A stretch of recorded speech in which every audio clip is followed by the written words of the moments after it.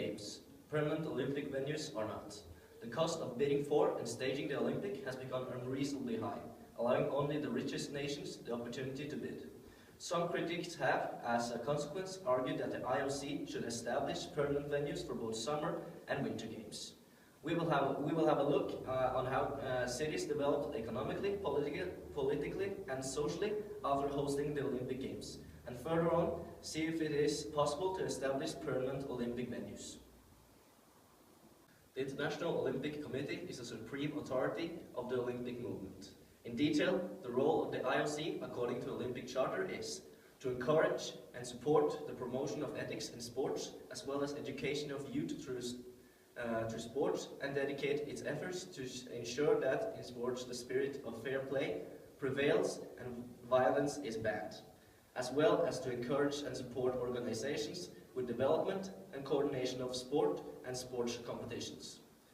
To ensure the regular celebration of the Olympic Games, they want to cooperate with the competent public or private organization and authorities in the endeavor to place sports at the service of humanity and thereby promote peace. IOC will take action in order to strengthen the utility and to protect the independence of the Olympic movement, to act against any form of discrimination affecting the Olympic movement, and finally, to lead the fight against doping in sports. We will base our arguments and evidence on 3 interviews with people that had a close relation to the Olympics in their home city, asking them the following questions. How did the Olympics develop in the city economically, politically and socially? And what do you think about establishing permanent venues for summer and winter Olympics?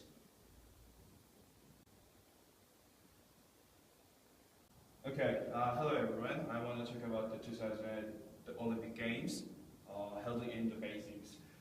This Beijing Olympics cost $44 billion, and I wanted to talk about the 3 effects of the Olympics by economically, socially, and politically. So I used some academic journal by here, Zhang, Li, and Mullins did some survey to the 400 Chinese residents about the effect of some the social and economic impact of the Olympic Games. And the other one is I wanted to interview with the native Chinese girl, woman, the Lydia Liu. So he's studying in the ANU and from China, but she had no time to meet me, so I just make some paper work for the interview. So let's see some discontents.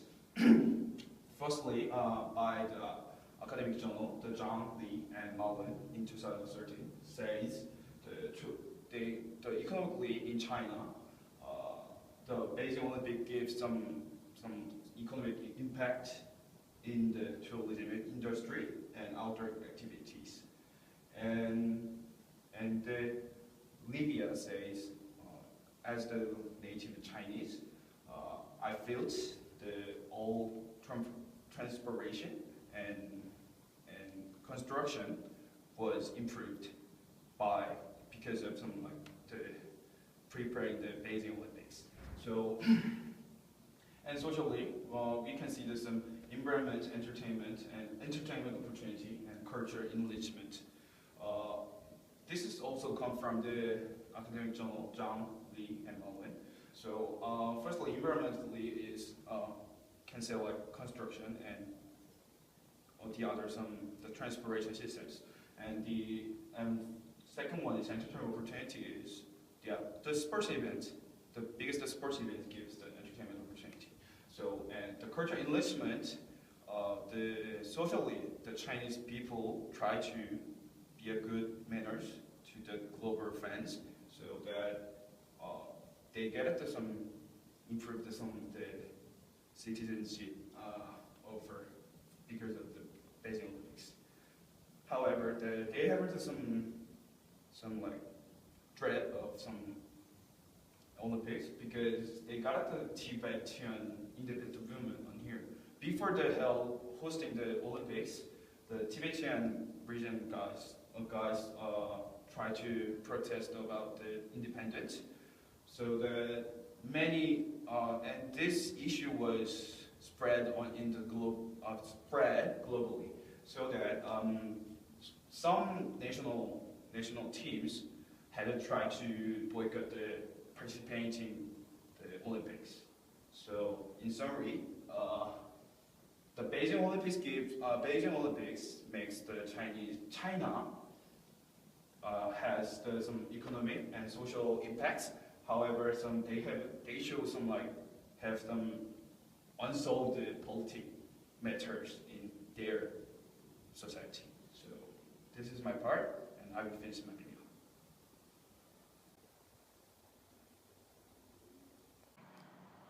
I'm here with Daniel Zolowski. Daniel Zolowski is from Vancouver, Canada. He attended some of the events in the Winter Olympic Games in 2010, and he also saw the process and the build-up of the Olympics in Vancouver before the Games. So Daniel, how did the Games develop the city economically, politically, and socially? Start with economically. Economically, there was a lot of jobs stimulated through Vancouver. They had a lot of construction, whether it was from Vancouver to Whistler, which was the venues. Building construction, they revamped the highway from single-lane traffic both ways to double lanes. So that took some time to process, as well as they're still in construction from areas east of Vancouver, doing about a 100-kilometer stretch of highway. They're still in the process of finishing that, but majorly that's the most important one economically. That's good. What about politically and the process and the build-up of the Olympic Games? Politically, in which way? Was the city and the country together of hosting the Olympics? Well, when it got announced that we won the Olympic draw in I think 2005, 2006 or 7, the country was very excited. Basically from there, I mean, yeah, we were pretty much together as one team. It's cool to see all the nation come together. Politically, I don't think anything changed really too much. Yeah. That's cool. And as you mentioned, socially, the infrastructure and the roads. Is there anything else you would like to add? Just the venues, more or less, too. So there was venues that were increasing. A lot of jobs stimulated through that in areas around some of the major sporting events, such as Rogers Arena, which is the hockey stadium that they used in the 2010 Olympics, as well as the ski mountains there, which the two local mountains they used were Grouse and Whistler. That's good. And we'll move on. What do you think about establishing permanent venues for Winter and Summer Olympics? Some critics have mentioned that that is needed because the Olympic Games is so expensive all over the world. Of course. We just saw Russia spent a lot of money and they went over budget. The major importance, I think, for Vancouver to have Winter Olympics in the winter, maybe more debatable than in summer. We're not a huge summer city. We do have our own store sports and everything, but I think we're more of a winter city, especially when it comes to skiing, snowboarding, cross country. Hockey's our number one. Paralympics as well. Paralympics were held in 2010 as well. That gave us a lot of attention, and yeah, it helped out a lot for sure. Establishing something in the winter would be more beneficial, I think. Okay, but all in general, would you like to see permanent venues for Summer and Winter Olympics that will be used like somewhere else in the world? Yes or no? Depends on the world. Depends if the city can afford it. It depends if this country's stable enough to provide the funds.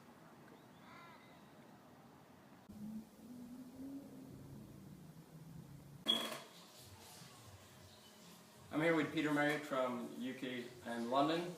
Peter was attending some of the Summer Olympic events and saw also the process of the Olympics build-up in London.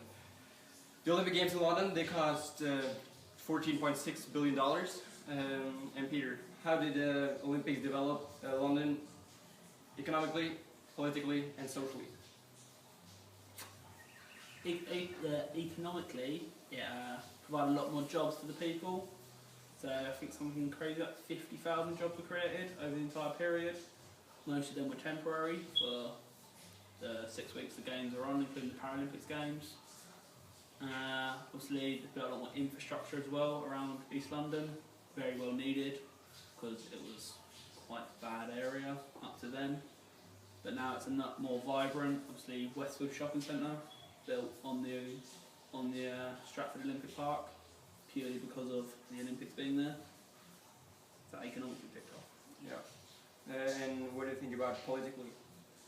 Politically, it was run quite well, considering how most Olympics go. That they're always really hotly contested. The London mayor, pretty good for it. He was kind of the right guy you could imagine for it, and it kind of united the whole country politically as well. Politically. Yeah, and as you mentioned, the infrastructure as a part of the socially development. So it just meant there was more trains to get about. The Stratford became the most connected city in London, most connected place in London. Had like everything you could get to it from, including Paris, on a train. Brought the country together, brought the society together for a feel-good factor. Yeah, sounds good. Let's move on. Some critics has mentioned like since the Olympics, every time it's so expensive, they will establish permanent Olympic venues for both Summer and Winter Olympics. What do you think about that after you attended the Summer Olympics in London? So the stadium, as is well documented, is removing thousands of seats and being used for West Ham Stadium. It's taken 4 years to get to that though, so 4 years of paying however much they're paying. It's not very good for it. It's taken the Olympic Park a few years to get anywhere that the public can use, so it's just had years and years of extra funding into it for nothing at the moment. So Peter, yes or no? Would you like permanent established Summer and Winter Olympic parks? No, because it doesn't spread the Olympic movement around the world. Okay, thanks Peter. So, based on the 3 Olympics case, and we find the discussion and evidence, and we can conclude that economically, the Olympics gives jobs, construction, infrastructure, and politically, all global friends focus on their country held Olympics. So it can be a channel for the politics issues. And finally, the social is very primary conclusion. So the Olympics movement is free, can give it to the society, and this spread it to the world.